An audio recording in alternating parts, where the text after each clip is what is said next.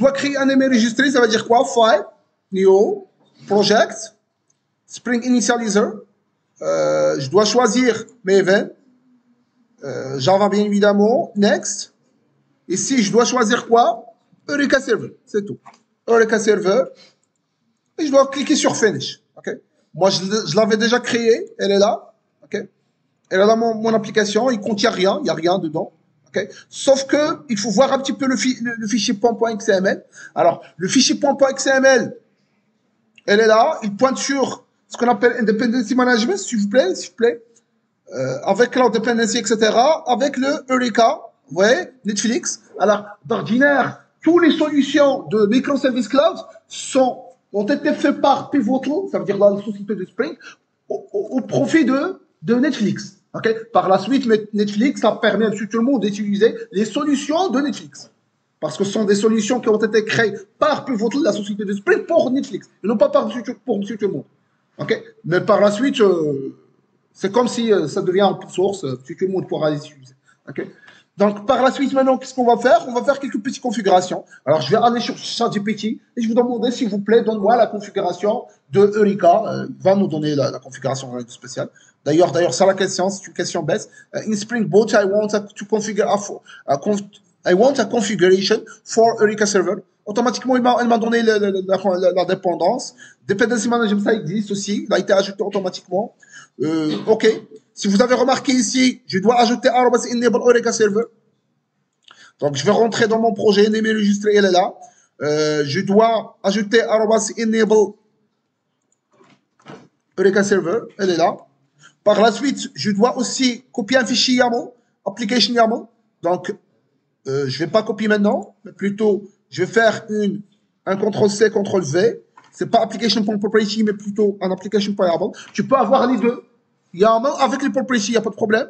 D'ordinaire, il le signale avec en vert, plutôt en rouge.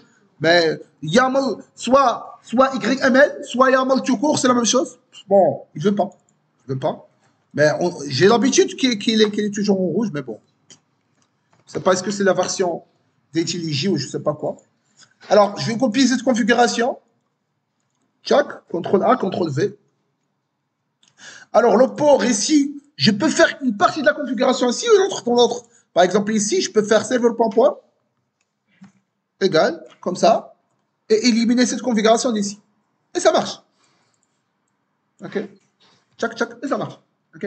Je vais simplement laisser la partie Eureka, la configuration Eureka, il va lire les deux fichiers. Je me rappelle très bien. Je ne me rappelle pas très bien s'il va lire. Je pense qu'il va lire dans un premier temps l'application.properties et par la suite l'application.yaml. Et s'il y a quelque chose dans l'application.yaml qui écrase ce qui a été défini, il va être écrasé. Ça veut dire si je définis deux ports, okay, celui qui existe dans l'application.yaml qui va être retenu parce qu'il écrase l'autre configuration. Dans tous les cas, je vais demander à ChatGPT. Mais c'est ça l'idée. Okay. Donc maintenant, mon application, elle est là. Elle est sur le port tel, avec la configuration par défaut de Eureka, elle est là. Check, interval timer, eviction. Eviction, ça veut dire à un moment donné, une fois qu'une instance ne s'enregistre, n'envoie pas le heartbeat dans 6 secondes, il va être considéré comme down. Okay. Ça, c'est eviction. Okay.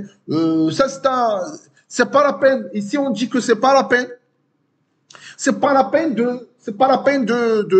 d'enregistrer le Eureka Server auprès d'un autre Eureka. C'est pas la peine parce que c'est lui du serveur. Éventuellement, si vous avez un cluster de Eureka, même ce serveur doit s'enregistrer auprès d'un autre serveur. Okay. Ou bien évidemment, le fetch, c'est pas la peine de fetch. C'est pas la peine de chercher un autre serveur. Et on va lancer, rien de spécial, je vais lancer. Okay. Par la suite, je vais faire la partie cliente. Okay. Je vais juste adapter mes microservices en ajoutant la dépendance et c'est tout. Maintenant, mon application, elle est là. Elle est sur le port défini de application.properties et ça marche. Et ça, c'est la partie serveur. Maintenant, je dois simplement coder la partie cliente.